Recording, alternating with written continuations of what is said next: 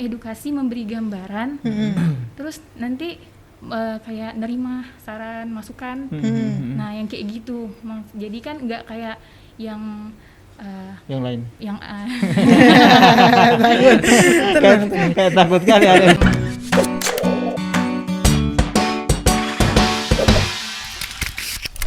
Selamat malam Tribuners.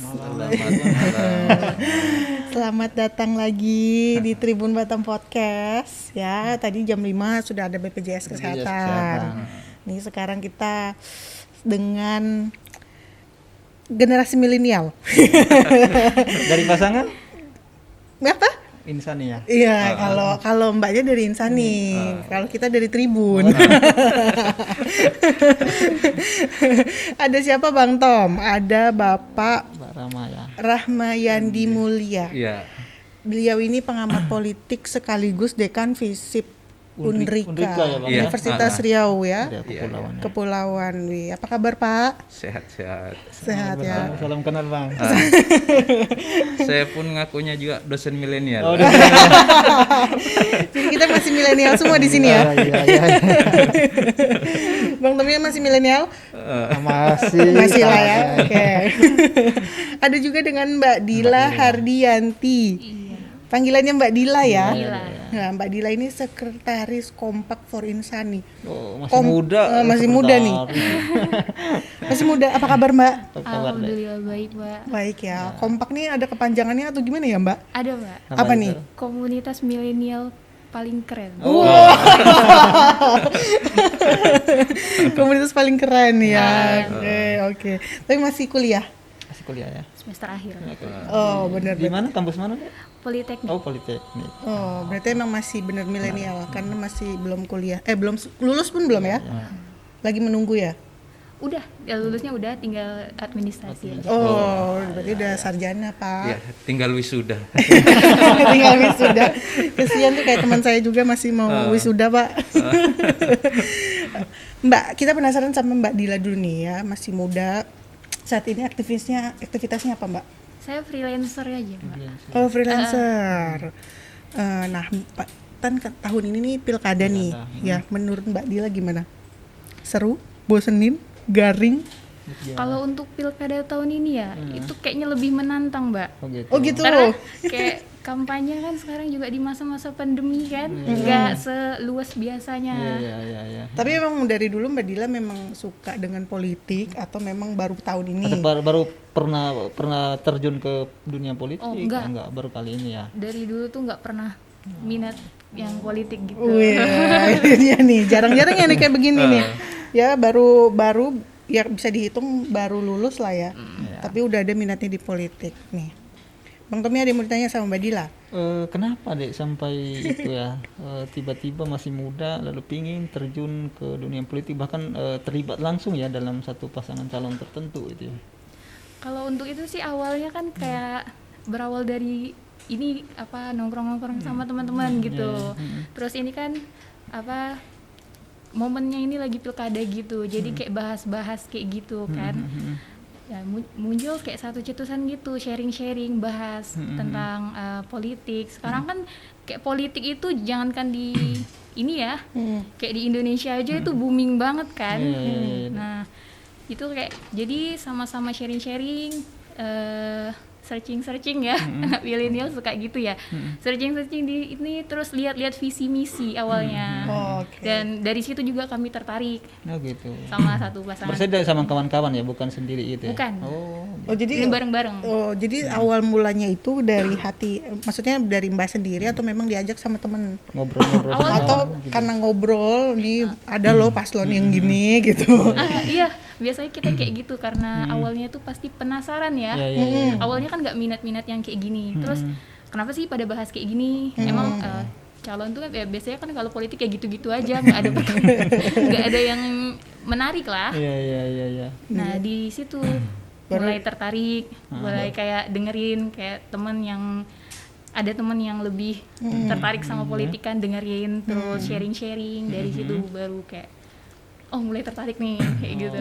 Oke. Gitu, ya, Nah, ya. kita tanya dulu nih sama Pak Dekan nih. Pak Dekan. Sama Bang Rahma ya. Kita ya, panggil Bang biar Iya. biar milenial ya, Bang ya. Oh iya. Yang penting jamban jago. TikTok dong. Bang, gimana menurut pandangan Abang nih melihat milenial di Pilkada tahun ini? Kalau untuk tahun ini apa ya? Agak senyap-senyap gitu. iya. Secara ini kalau dibandingkan sebelum-sebelumnya pilkada sebelumnya. Karena mungkin karena masalah pandemi ya. Oke. Sehingga riak-riak politik itu agak senyap-senyap gitu. Tapi secara ini mungkin lebih ramenya di grup-grup WhatsApp atau di media sosial secara ini. Tapi di media sosial dalam arti kalau di ini ya di media-media WhatsApp itu.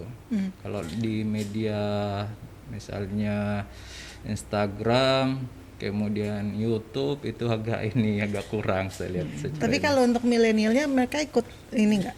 Walaupun senyap-senyap tapi mereka terlibat nggak Bang Iya. menurut Abang sendiri, Kalau- pengamatan Abang iya. sendiri? Secara ini ada sih yang terlibat, tapi nggak terlalu rame lah secara ini, agak kurang lah kalau kita tuh, Bang? lihat. Kenapa tuh? Itu tadi mungkin karena masalah pandemi ini.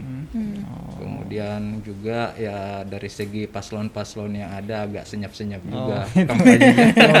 Enggak tahu nih. Bang, kalau soal gitu ya, paslon mungkin senyap-senyap. Apa sih yang seharusnya kita buat sehingga yang dibuat paslon sehingga menarik minat milenial sehingga bisa terlibat atau terjun langsung dalam politik atau berada di barisan belakang mereka gitu.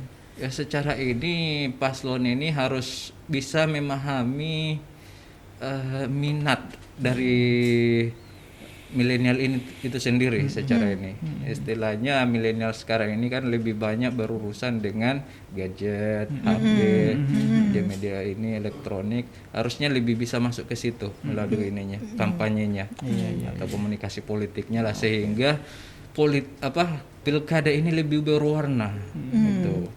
Ya kalaupun sekarang ini ya lihat agak senyap juga di situ. Itu yang sehingga pilkada untuk masa ini agak senyap lah. Agak senyap ya. Ya, kalau dilihat dari jumlah pemilih pemula ya, berarti kalau pemilih pemula tuh masih 17 tahun kan, Bang. Ya. Kalau di pilkada sekarang ini sekitar 37.158 orang atau sekitar 3% dari jumlah DPT-nya. Itu 1,1 juta. Itu memang kecil ya, Bang ya. Kecil, termasuk kecil. Termasuk kecil kalau untuk pemilih pemula gitu. Nah, Bang, bagaimana analisa Abang nih melihat tingkat partisipasi milenial di tahun ini kira-kira menurut Abang? Kalau untuk di tahun ini hampir bisa jadi sama lah yang sebelum-sebelumnya. Sama ya. Sama ya. Karena itu tadi sosialisasi kemudian ini masih sangat kurang gitu. Bagusnya ini baik itu penyelenggara dari KPU ataupun dari paslon-paslon yang ada bisa lebih lebih mewarnai dalam hal misalnya kampanye melalui media-media sosial. Ini mumpung masih masa kampanye ya. Iya, masih ada lah. Masih ada waktu lah ya. Kita bisa menaikkan ini suara secara ini. Iya. Tapi menurut Abang sendiri milenial hampir ada dalam tim kampanye paslon-paslon tertentu atau tidak sama sekali gitu? Ada beberapa ini ya kayak macam misalnya kan ada tim-tim yang ini kemarin juga ada beberapa kandidat bahkan saya pernah juga ditawari untuk istilahnya bergerak di bidang IT-nya salah satu paslon tapi secara ini ya tak bisa juga karena kesibukan juga kan dan itu istilahnya kita pun di dunia akademisi ini harus menjaga independensinya, netralitasnya di situ. Bang, tapi kalau misalnya dilihat nih, sebenarnya anak milenial atau anak muda di Batam ini, mereka itu cenderung memang apatis atau memang nggak mau ikut-ikutan politik atau memang nih nggak tertarik nih sama paslonnya gitu dari pilkada. Secara ini kalau apatis sih enggak juga, tapi ya itu ya program program yang ingin disampaikan ke masyarakat itu masih istilahnya masih biasa-biasa aja. Belum membangkitkan keinginan untuk mau memilih, oh saya harus pilih paslon ini karena program dia usung cukup bagus untuk ke depan kita bersama, utamanya milenial itu. Jadi menurut abang dari 3 paslon itu belum ada yang langsung wow banget itu ya menyentuh. Iya, gagasannya dari segi milenial ini belum terlalu menyentuh lah. Ini tantangan untuk buat Dilan. Ini tantangan ini buat Dila ini. Iya, masa dia bilang belum mau sih, Dilan nggak terima nih kan. Iya, kita tanya dulu ke Mbak Dila. Gimana tuh, Mbak? Gimana Mbak Dila? Ini belum dibilang nggak wow nih kan, padahalnya Mbak terlibat di Insani gitu. Berarti Insani belum wow juga nih kayaknya. Tapi sejak kapan Mbak di Insan? Maksudnya masuk jadi relawan di Insani? Ngebahas gitu. Itu sebulan yang lalu lah. Tapi kalau misalnya membentuk komunitas ini baru ya sekitar seminggu lalu. Baru. Tapi memang dari awal sudah tertarik sama Insani. Ya. Oh gitu. Nah setelah bahas-bahas itu lalu untuk masuk bergabung dalam tim Insani itu gimana tuh, coba cerita tuh. Kan gini, kalau misalnya anak muda ya bener kata bapak ya, itu rada cuek ya tentang yang gini-gini. Karena kalau saya pribadi juga dulu kayak masih sekolah, pengangguran toh banyak juga, milih-milih penganggur banyak juga, ekonomi juga susah juga, yang masih gitu-gitu juga. Jadi kayak ya udahlah, milih nggak milih sama aja kayak gitu, mikirnya gitu. Terus kayak oke, stop nih, kami tuh kayak butuh sosialisasi gitu. Nah di situ kami kemarin belajar bahwa untuk menentukan calon kita juga harus mempertimbangkan visi misi. Visi misi itu kan ibarat janji yang harusnya dilakuin ya. Bisa jadi jatuhnya kewajiban ya Mbak. Jadi kami tuh lebih ya dari situ tertarik sama itulah visi misi. Kami lihat pertama dari visi misi, dari bahas juga dari sosok-sosoknya kayak gitu. Dari situ sih. Tapi kalau Mbak Dila dari jabatannya sebagai sekretaris ya tadi? Sekretaris. Nah itu tugasnya ngapain Mbak kalau misalnya di situ? Kita nggak yang satu gitu sih, sama-sama gitu. Sama-sama. Jadi saling ngingatin, terus nanti kayak mengajak milenial gitu. Ayo dong peduli politik kayak gitu. Kita ini kayak aset bangsa juga gitu kan. Nah, sebenarnya ada nggak sih harapan dari Mbak Dila kenapa harus masuk ke ini? Ke Kompak tadi namanya, Kompak for Insani. Di situ tuh Kompak sebenarnya didiriin itu buat menjadi wadah. Nah, wadah buat para milenial nih. Kami kan istilahnya milenial nih kan kaum yang juga butuh diperhatikan ya Pak ya. Nah, kami kami butuh wadah yang bisa nyampein aspirasi kami, kayak keinginan kami gitu, untuk bisa disampaikan langsung. Nah, kami bentuk itu buat anak muda yang ngerasa ya mereka butuh didengar, aspirasi mereka butuh untuk setidaknya dipertimbangkan gitu. Dan itu apakah memang karena melihat memang setelah masuk ke situ memang banyak menarik anak-anak muda di kalangan Mbak untuk bisa bergabung ke Insani atau seperti apa? Belum sih, tapi ada beberapa yang memang udah jadi tim suksesnya, udah kayak bergabung sama Insaninya kayak gitu. Iya. Memang kita ini ya agak untuk memahami milenial ini agak susah ya. Maunya dia ini kan kadang-kadang kita juga bingung juga kan. Tapi kita milenial loh. Iya. Milenial yang sudah matang. Iya benar. Mungkin nanti agak dalam lagi nih. Kenapa maksudnya salah satu visi misi yang mungkin langsung kena banget tuh di bagian mana? Mungkin nanti itu kita tanyakan ya. Ke ini dulu ke Bang. Dosen dulu. Bang, kira-kira hal apa yang harus dihadirkan paslon untuk dapat nih langsung menyentuh si generasi milenialnya? Apakah memang programnya langsung nih akurat nanti ada lapangan kerja atau memang harus seperti pembawaannya apa? atau gimana atau pembawaannya gayanya? Ya. Dari segi pembawaan enggak terlalu berpengaruh. Enggak pengaruh ya. Apa dari usia Mungkin, berpengaruh? Usia juga enggak. Secara ini kalau kita mau betul-betul ini adalah dari segi nih program yang ingin yang dicapai lah secara yang real, yang lebih rasional, karena milenial ini saya lihat lebih rasional dalam menentukan pilihan secara ini. Lebih rasional ya. Ketimbang dengan pemilih-pemilih yang sifatnya simpatisan. Tapi ini maksudnya langsung program yang rasional. Berarti programnya yang benar-benar oh ya nanti bener nih ada yang ini nih. Ya, gitu. terukur lah secara ini. Misalnya bukan lagi muluk-muluk. Kita mau membangun lapangan kerja ini. Itu maksudnya gitu. Paslon ini secara ini ya istilahnya misalnya ada semacam program misalnya usaha kreatif yang istilahnya terpadu, UMKM, kemudian pengembangan misalnya yang digandrungi oleh anak-anak muda IT, itu yang startup itu.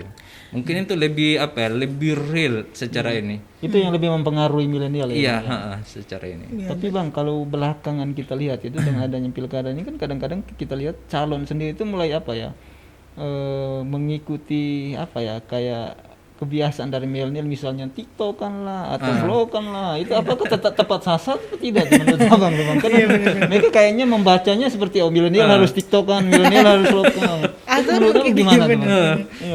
Mungkin kalau milenial sekarang langsung shock. Langsung jadi tanda tanya kalau secara ini. Kok ini? Ya secara ini sih ya milenial itu ya sifatnya itu tadi rasional dalam melihat situasi. Karena kan kalau kita melihat milenial ini kan terbagi-bagi juga sebenarnya. Milenial istilahnya yang aktif dalam kegiatan-kegiatan organisasi atau kelompok-kelompok pengajian, kemudian milenial yang sibuk dengan dunia kerja. Nah, ada juga milenial yang sifatnya fokus dengan pendidikan, milenial pelajar secara ini. Dan itu kalau kita bagi secara ini 3 ruang tadi itu ya beda-beda semua ininya. Proses penglihatannya dalam dunia politik ini. Kalau mungkin ya yang kayak macam Dila mungkin aktif di organisasi ya secara ini dulu. Enggak di organisasi ya, Pak. Kelompok-kelompok pengajian yang mungkin sudah ada corongnya untuk istilah di situ. Kemudian baik itu organisasi HMI, kami, kemudian PMII, nah, itu udah jelas semua ininya, kemana semua arahnya semua itu secara ini. Berarti nggak perlu nih kalau jadi paslon harus tiktokan biar maksudnya menarik simpati, nggak harus gitu ya. Tapi kita harus dengar dulu dari Mbak Dila. Nah nih Mbak Dila nih, Mbak Dila ini mungkin lebih masuk langsung spesifik nih Mbak. Apa yang membuat Mbak mau mendukung Insani ya kan? Itu kembali lagi kami kan visi misi Mbak ya, di situ kan ada yang visi misi tentang pendidikan, terus kayak lapangan kerja. Jadi yang kayak gitu-gitu kan itu vital ya, itu penting bagi kami gitu kan. Kemana nih kami setelah kami sekolah kayak gitu, kemana kami setelah kami belajar. Kayak kami butuh kayak gambaran gitu. Dan itu ditemukan di paslon ini. Salah satunya apa Mbak? Kayak yang paling paling kena banget sama Mbak. Oh ini pengennya aku jadi bikin masuk nih. Itu saya pernah ini boleh dibahas saya. Untuk paslon ini kampanyenya itu lebih mengedukasi masyarakat. Saya pernah ikut enggak selalu, makanya cuma beberapa kali. Itu lebih mengedukasi. Tidak yang ayo dong pilih kami gitu. Enggak, mengedukasi, memberi gambaran. Terus nanti kayak nerima saran, masukan. Nah, yang kayak gitu. Jadi kan enggak kayak yang yang lain. Yang kayak takut kali ada. Tapi dari maksudnya dari program atau visi misinya Pak Insani ya. Maksudnya yang menurut Mbak milenial banget yang mana? Itu ada yang revolusi 4.0 itu. Apa tuh revolusi 4.0? Enggak apa. Coba apa itu? Revolusi 4.0-nya lebih ke teknologi ya. Lebih ke teknologi, mendorong modernisasi sarana pendidikan termasuk digitalisasi sekolah. Ya, digitalisasi Sekolah. Berarti bener yang kayak tadi ya Bang ini bilang, lebih langsung menyentuh ke maksudnya ke bidang teknologi. yang digeluti oleh milenial gitu ya Bang. Susah ditebak emang milenial ini ya. Tapi sebelum akhirnya memilih ke Insani, Mbak Dila dan kawan-kawan sempat membuat perbanding atau penelusuran ke calon-calon yang lain juga gitu. Iya, kami sempat kayak bahas juga kan. Sebelum masuk nih, sebelum masuk ke Insani sempat. Dan sebelum itu juga adalah tawaran-tawaran gitu. Iya. Iya. Tapi maksudnya Mbak Dila nggak takut nih cuman nih paslonnya nih cuman janji doang kan sekarang lagi kampanye nih. Bener gitu kan? Sekedar janji aja terus nanti ntar juga lupa. Kalau menurut Mbak Dila, Insani gimana? Yakin Yakin bahwa ya? nanti Ini janjinya terpenuhi janjinya terpenuhi. gitu, atau gimana? Insya Allah. Oke. Itu aja Mbak, nggak ada mau yakin nih, pasti yakin gitu. Yakin ya. Selagi mereka masih berpegang teguh pada visi misi yang dilantarkan sekarang, insya Allah mudah-mudahan. Oke. Kita kembali ke ini, ke Bang Rahma. Bang, dari bicara pilkada Kepri ada 3 paslon nih.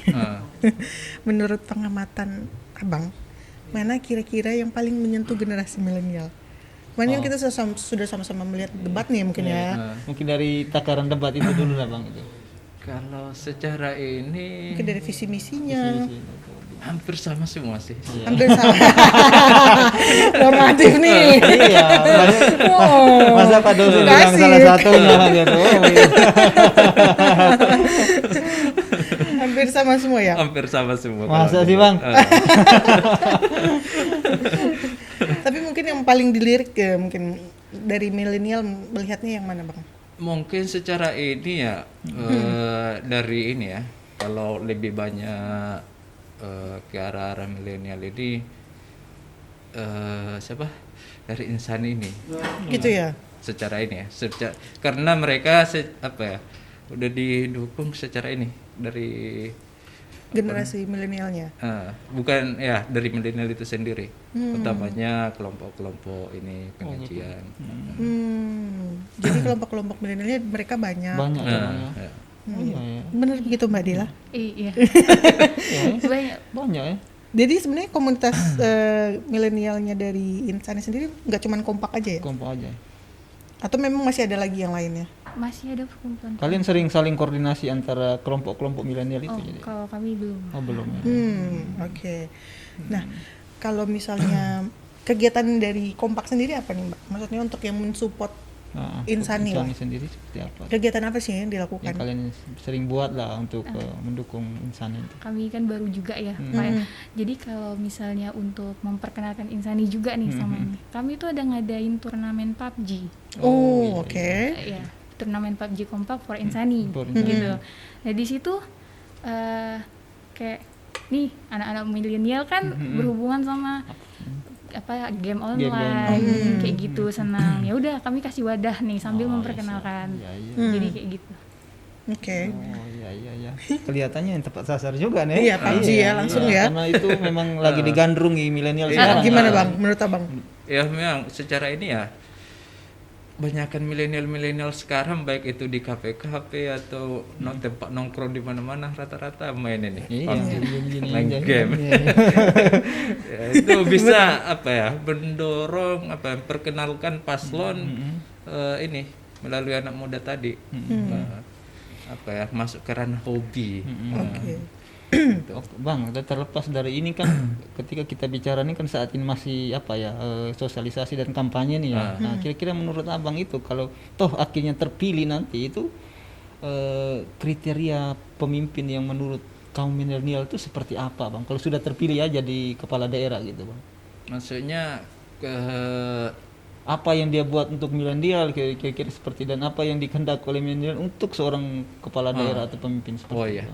Ya secara ini untuk paslon nanti yang akan terpilih hendaknya lebih lebih mengembangkan hal-hal yang sifatnya edukatif untuk milenial tersebut. Misalnya mengembangkan minat dan bakatnya, hobi dari generasi milenial ini, sehingga milenial ini tidak terjebak ke hal-hal yang negatif. Nah, itu tadi hal lain yang ini ya dari segi hobi itu tadi, misalnya sekolah-sekolah yang sifatnya lebih mengarah ke vokasi, lebih praktek, Pendidikan gitu. vokasi ya. Pengembangan IT, itu. pembinaan UMKM itu bisa saya kadang terpikir gimana sih pemerintah daerah ini bisa menciptakan tempat-tempat terpadu, misalnya UKM center itu. Jadi kita misalnya kalau butuh sesuatu langsung datangi tempatnya, produk-produk UKM itu. Atau misalnya pusat perbelanjaan tanaman atau apa gitu. Iya ya, anak milenial sekarang lebih suka seperti itu ya. Iya, atau tempat-tempat yang Instagram atau ini. Instagramable. Tapi kalau Mbak Dila sendiri tahu nggak visi misinya Insani apa? Tahu nggak program visi misinya Insani apa? Yang jadi prioritasnya apa, Mbak? Prioritas yang gini. Maksudnya yang menjadi prioritas dari program ini Insani? Kira-kira nih untuk milenial. Milenial sendiri, maksudnya ketika Pak Insani, Pak Isdianto sama Ibu Surani udah misalnya terpilih jadi Ibu Gubernur dan Wakil Gubernur, ya itu apa yang mereka bakal buat untuk kaum milenial tuh udah diketahui oleh Mbak. Ya, ini yang berdasar baca ya, yang di visi misi ada yang misi pertama itu juga pemberdayaan sumber daya masyarakat juga, sumber daya masyarakat, terus itu membahas pendidikan, pendidikan, terus ketenaga kerjaan, kesehatan juga di situ dibahas sama mereka. Nah, yang kayak. Jadi kalau misalnya nih Mbak, dari Mbak sendiri, program apa sih yang Mbak maksudnya sampaikan, Pak saya mau nanti kalau Bapak terpilih saya mau seperti ini gitu. Itu sampai nggak kayak gitu? Mungkin ke Bu Suryaninya atau ke Pak Isdiantonya langsung gitu. Saya lebih ke yang ini yang tenaga kerja. Nah, karena kebanyakan itu perusahaan itu nggak semua ya, cuman mengambil orang luar. Dan kami yang lokal ini kebanyakan susah cari kerjanya kayak gitu. Tersumbat ini. Jadi milenial sekarang pada takut, khawatir pada buat kerjaan ya. Karena pernah tuh kejadian ya, kayak acara wisuda nih, terus sopir online ya, itu nyeletuk wisuda lagi, pengangguran banyak lagi dong, kayak gitu. Masa kayak gitu, tenaga kerja tuh belum untuk saya belum bisa dijamin. Iya. Mbak Dila ini curhat mungkin karena habis lulus ya. Takut ya mungkin ya. Curhatan seorang milenial.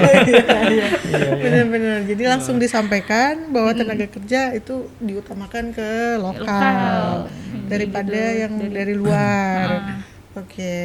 Dan tanggapan beliau bagaimana? Kalau kami kan belum langsung nih, nggak langsung. Lucu ya anak-anak milenial sekarang. Walaupun saya juga masih milenial. Mbak Dita kan udah kerja.